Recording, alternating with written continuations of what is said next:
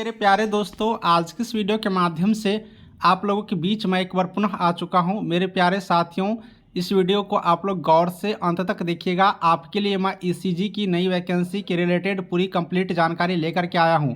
इस वीडियो में हम लोग शुरू से बात करेंगे, एक एक पॉइंट की बात करेंगे कि डॉक्यूमेंट कौन सी ज़रूरत है, कट ऑफ क्या जाने वाली है, काउंसलिंग में कितने को बुलाएंगे, हर बात करेंगे इसी वीडियो में। इसलिए थोड़ा लंबा भी बने, लेकिन गौर से देखिएगा। चलिए शुरू करते हैं। बिहार तकनीकी सेवा आयोग के अंतर्गत विज्ञापन संख्या 4/2022 याद रखिएगा। और ईसीजी टेक्नीशियन के पद पर परमानेंट वैकेंसी है, सारे कैंडिडेट को मालूम ही होंगे।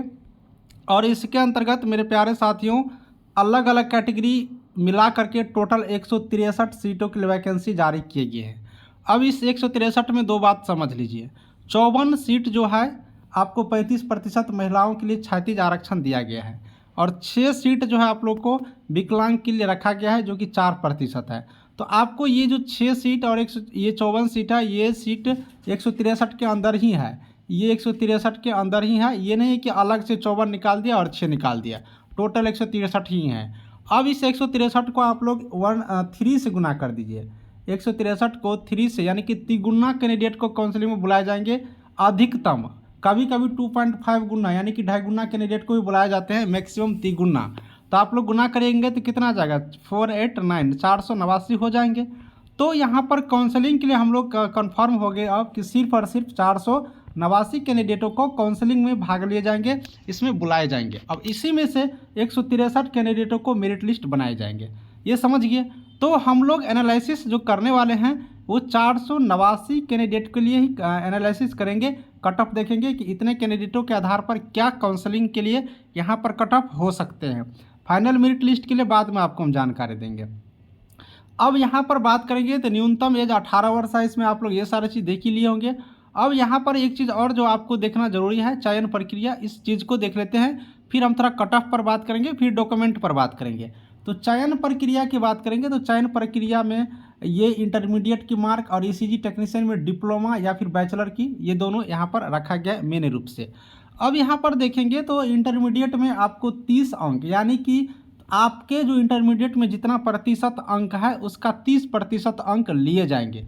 कहने का मतलब अगर आप लोग यहाँ से देखते हैं तो मान लीजिए कि आपको इंटरमीडिएट में, है ना, इंटरमीडिएट मतलब 12th हुआ, तो 12th में मान लीजिए कि आपके पास 60% अंक है, तो इसका 30% लिया जाएगा। तो इसका आप लोग 30% निकालेंगे तो कितना हो जाएगा, 6 18, यानी कि 18 अंक।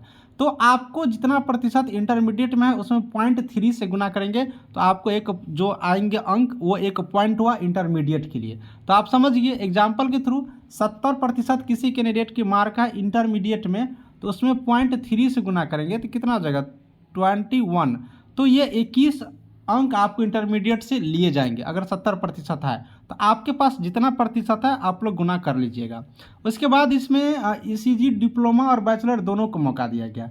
तो डिप्लोमा या फिर बैचलर का जितना प्रतिशत है उसका 25%, मान लीजिए डिप्लोमा का 60% अंक है तो इसका 25% यानी कि 0.25 से मल्टीपल करेंगे तो कितना हो जाएगा, 0.25 से मल्टीपल कर देते हैं तो 60 में 25 से तो 15 हो जाएगा, यानी कि आपको ईसीजी से कितना अंक मिलेंगे, 15। सेम चीज़ अगर बैचलर में मान लीजिए 60% है तो उसमें 0.25 से तो कितना हो जाएगा, 15। तो इस तरह से आप लोग ईसीजी टेक्नीशियन में डिप्लोमा लेवल पे है तो डिप्लोमा, या फिर बैचलर है तो बैचलर वाले आप अपना अंक निकाल सकते हो। उसके बाद इस चीज़ को समझ लेते हैं कि जो कैंडिडेट डिप्लोमा किए हैं, डिप्लोमा करने के बाद वो बैचलर का कोर्स किए हैं, है ना, डिप्लोमा करने के बाद बैचलर यानी कि बीएससी का कोर्स कर चुके हैं तो उसको 10 अंक मिलेंगे। ये डिप्लोमा वाला तो मिलेगा ही मिलेगा 25%, तो 0.25 से गुना करेंगे वो तो मिलेंगे ही, और एक्स्ट्रा आप लोग को ये जो बीएससी किए रहेंगे उसके लिए आप लोग को 10 अंक मिलेंगे। अगर बीएससी भी किए हैं और एमएससी भी किए हैं, एमएससी भी कर ले हैं तो फिर 10 अंक मिल जाएंगे। तो बैचलर के लिए, बीएससी के लिए 10 अंक और एमएससी के लिए 10 अंक, इस तरह से मिलेंगे। लेकिन डिप्लोमा के बाद होंगे तब जा करके। वही सेम चीज़ है, जो कैंडिडेट यहाँ पर डायरेक्ट बैचलर कर लिए है ना, डायरेक्ट यहाँ पर बीएससी कर चुके हैं तो बैचलर कर चुके हैं, तो बैचलर करने के बाद अगर आपने एमएससी का कोर्स किए होंगे तो उसके लिए आपको 10 अंक मिलेंगे। इसके लिए तो 25 मिलेंगे ही, लेकिन एमएससी भी किए हैं तो उसके लिए 10 अंक मिलेंगे। तो इस तरह से आप लोग जोड़ लीजिएगा। लेकिन डिप्लोमा के बाद बैचलर करने वाले कुछ कैंडिडेट हैं ज़्यादा नहीं है, लेकिन बैचलर और एमएससी करने वाले बहुत ही कम कैंडिडेट होंगे, हमें जो अनुमान है। मेरे पास इसका तो डाटा एक भी नहीं है, लेकिन उम्मीद रखते हैं कि बहुत कम ही होगा। अब देखिए, आपको एक्सपीरियंस का लाभ भी मिलेगा।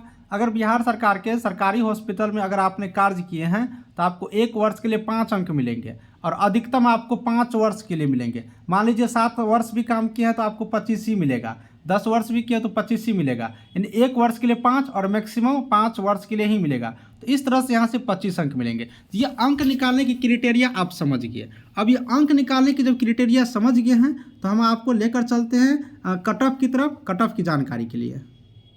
तो सभी कैटेगरी के लिए हम यहाँ पर कट ऑफ निकाले हैं, उसी तरह से पॉइंट निकाल करके इंटरमीडिएट का, 12th का यानी कि इंटरमीडिएट का, उसके बाद आपका जो डिप्लोमा है या फिर बैचलर है, एक्सपीरियंस है, इस सारी चीज़ों को एनालिसिस करने के बाद हम कट ऑफ निकालें। ये पॉइंट में है, समझ गए ना।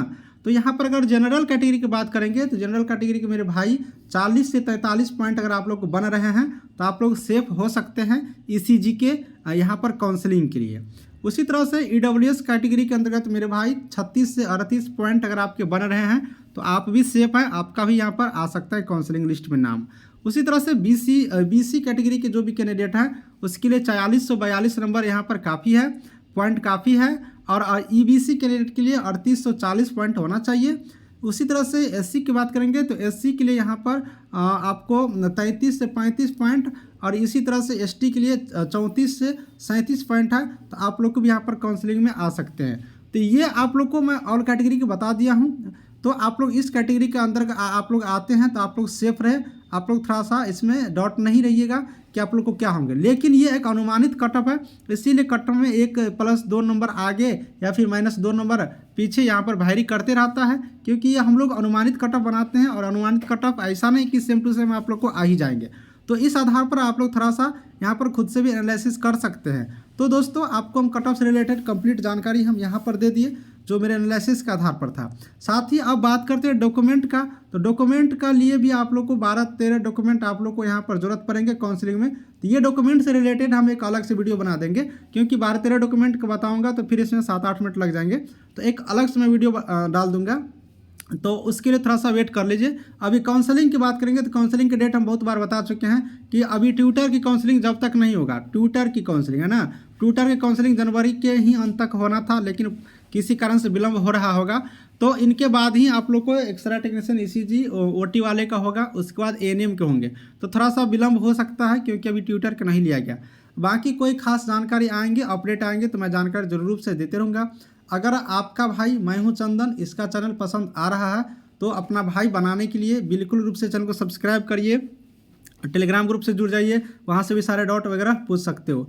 मिलेंगे नेक्स्ट वीडियो में नई जानकारियों के साथ, तब तक बाय बाय।